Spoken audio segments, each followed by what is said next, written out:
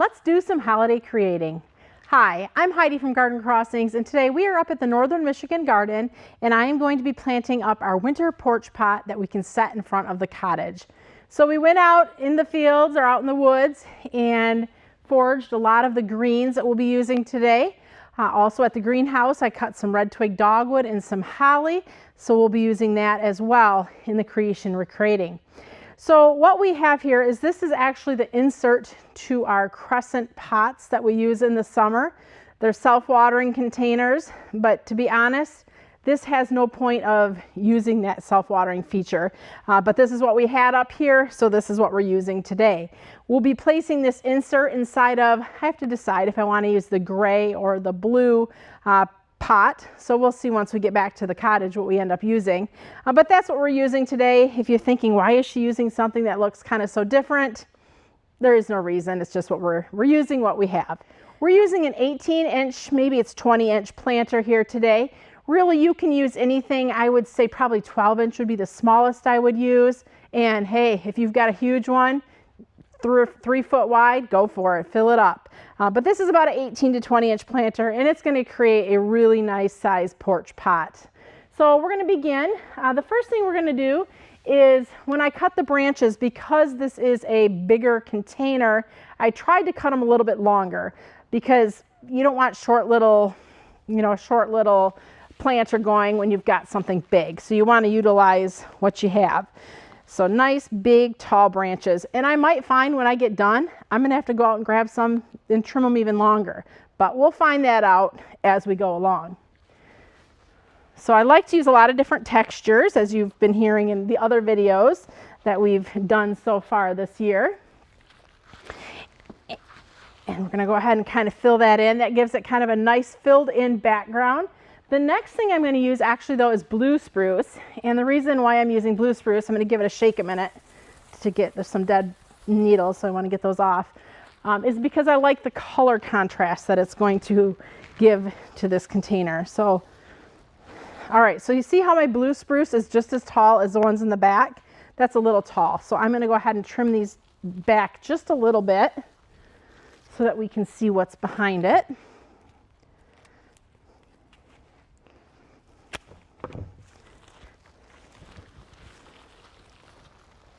There we go. It's just a little bit shorter.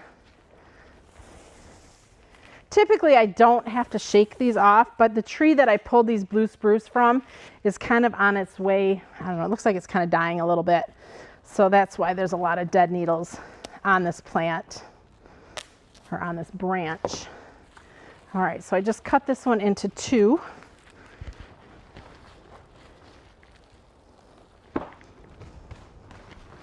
Got to be careful I don't tip this planter over because being a kind of a tripod type of thing there, it's a little tippy. All right, I'm going to take a look. I can't really twirl this one so well. I need some more blue on this side.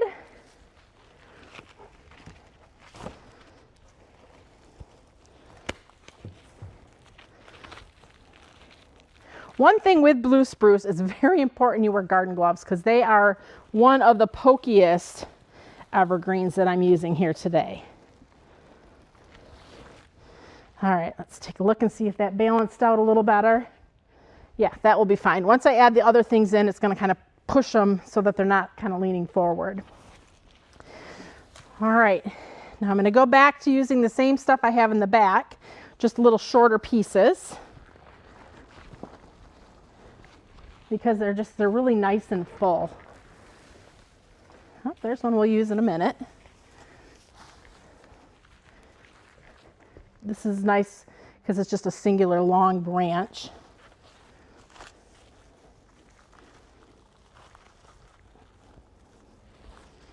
Stinking it down into that moist soil that holds them in place.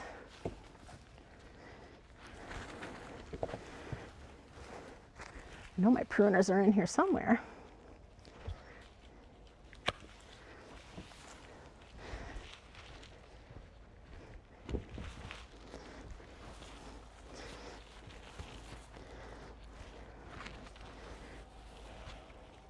Being that this is a bigger planter, it does take a lot more evergreen than what some of the smaller planters take. Kind of just, all right, we're gonna stick some of this in. This is kind of a longer needled evergreen, and I'm gonna cut the branches off of this big, huge stick here.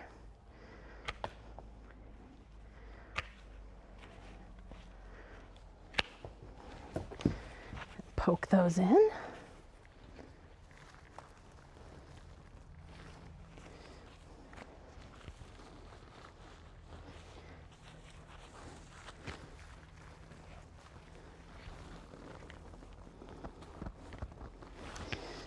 Okay, these blue spruce, I'm gonna try to pull them back because they are just nodding forward, and I'm not liking that. So I'm pulling them back in the soil so that they're more upright.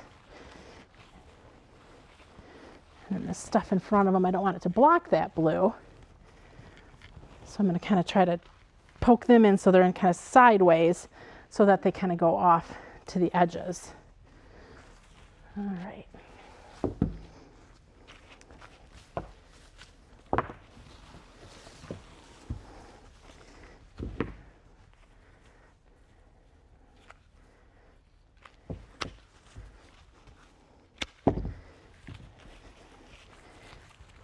Grab some more of this just to fill in the front. Do you have a favorite evergreen that you like to use when you create your porch pots?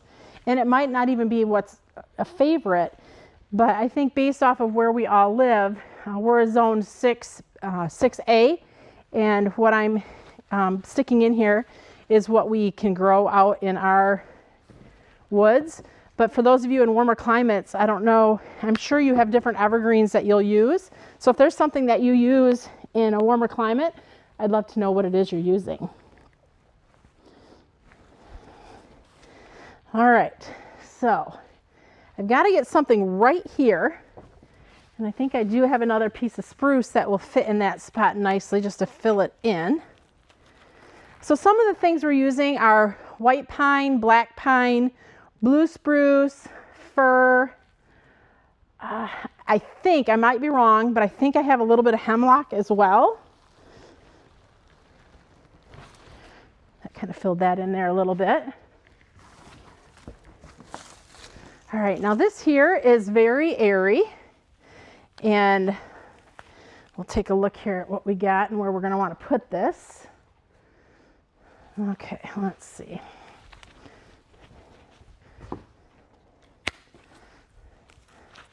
Because this one is very airy, it's not going to do a whole lot as far as filling in this planter. It's just going to add a little extra texture. I feel like there's still a weird hole right here. So I'm going to just kind of keep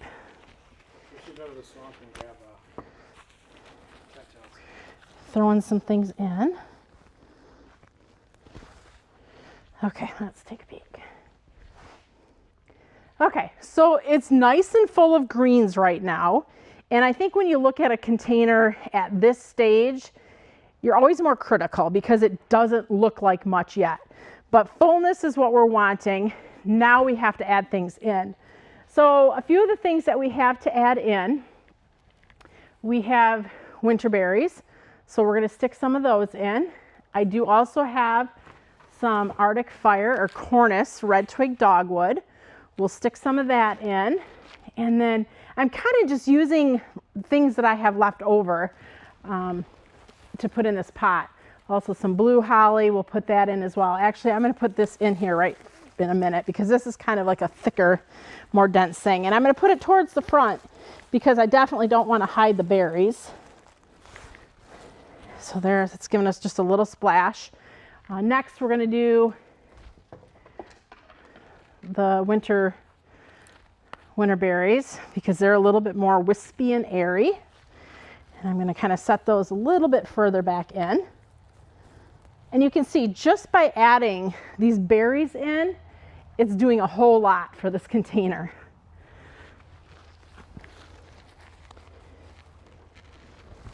Oh, I don't want to put that one in.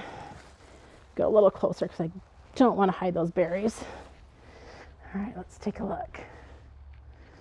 Okay, now I'm going to take these cornus, and I think I just dropped one. I'll grab it. And I'm going to put these in front of my back row of evergreens because I don't want them to be hidden. So we'll just kind of stick those in. It's not a lot, but just a splash. So one other thing I think I'm going to do, and we'll be back in a minute, is I'm going to head down to the swamp because I think if I go grab some cattails, those would be some pretty cool thrillers for this combination. So we'll be back in just a minute. So I'm out here in the swamp and I'm going to grab a few cattails. What I'm looking for are ones that are still pretty nice and brown and not cracked open. I really don't want this kind here. And I'm going to go ahead and cut these really long because I want these to be like a nice thriller in those planters. So it's just like you're cutting flowers for a cut floral arrangement.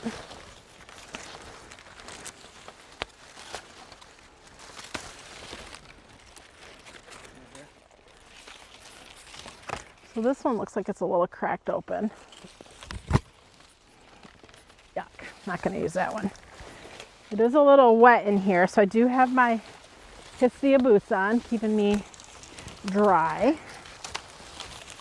So I'm trying to see where the sun is nice and bright today, but it's also blocking.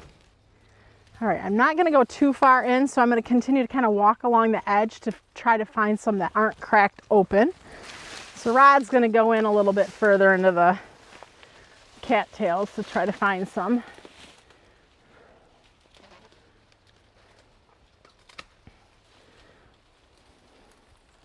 I would say if we get about 5 or 7, that should be pretty good.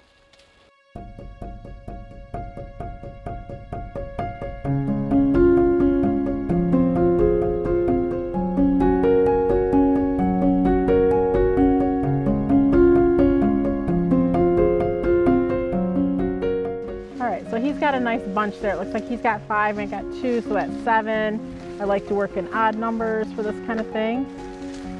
So we'll head back and see how they look in our porch pots. All right, so we just quick grab some cattails. So I'm gonna see once how they push in. They are a little bit more fragile and bendy, so I'll have to be careful. Other things you could use though is if you have dried hydrangea blooms, those would be really nice. Or if you still have your ornamental grasses up, cut some of those where you get the nice plumes. That will give you a really nice kind of a natural look to your planter as well. So those are some other suggestions if you have any of those things in your garden. All right, so I'm sticking it in there and it didn't break. Let me see if it looks tall though. I don't know, maybe just a little bit tall. So I'm going to take maybe 6 inches or so off. Not that you think that would really matter, but I think it's going to matter enough. Okay, still a little too tall. So I'm going to take another 6 inches off. There. I think it needs to just be nestled just nicely above the evergreens.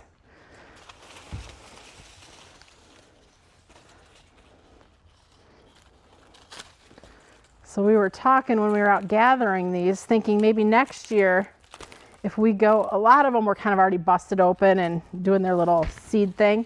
So we were thinking next year if we get out there earlier, we might be able to trim some and just hopefully let them dry, and so they won't get to the point of cracking open.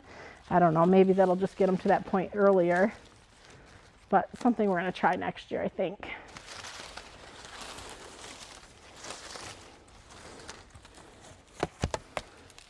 Whew, that's a long one.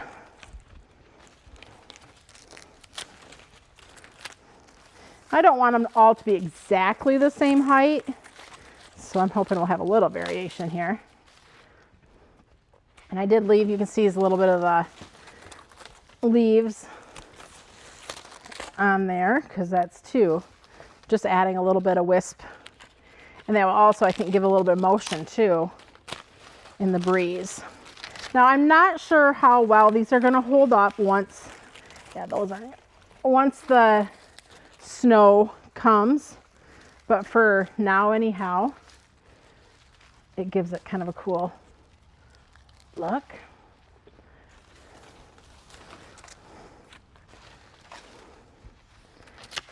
Kind of doing a fan thing, so I don't know if I,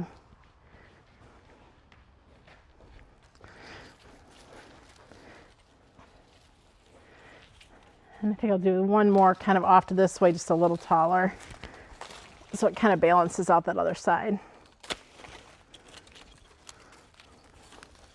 I can always move them too if I need to. Oh, that one I kind of bent.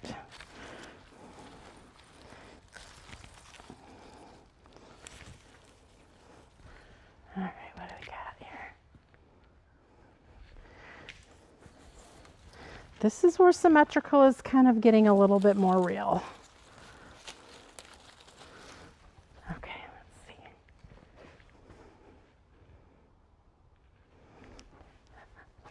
So what I'm feeling like now is they're all in the back, and I feel like it's just making kind of like a weird wall kind of look. So I'm going to take a few of these shorter ones and move them more towards the front, giving the pot maybe just a little bit more dimension.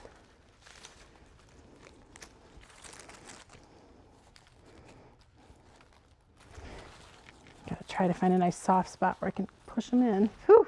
You can see they are starting to break and bloom a little, or send their seeds everywhere.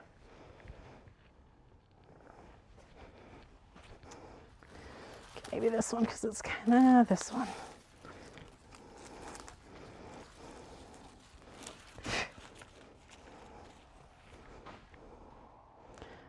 They're kind of more of a natural kind of a look, kind of a feel. Like I said, I don't know how long they're going to last because they are starting to break open and send seeds, but for now they'll look fine. Once they start getting a little bit all busted open, we can just easily remove them. So one more thing I have that I think I'll add in is, because I do like to have color, is a grouping of ornaments. So I'm just going to tuck this in here to add a little color. And what I might do is, when we get back to the garden center, sorry, there's all these seeds all over me. When we get back to the garden center, I'll probably grab a bow for this pot, and I might even grab a few more ornament balls just to give it more, I don't know, bigger splashes of color. But for now, using what we had available to us, I think we definitely have a good start on this planter. And yeah, like I said, we can add a few more things in just to give it those final touches that I'm looking for. If you have any questions or comments, please feel free to leave them below. Thanks for watching. I'm Heidi from Garden Crossings.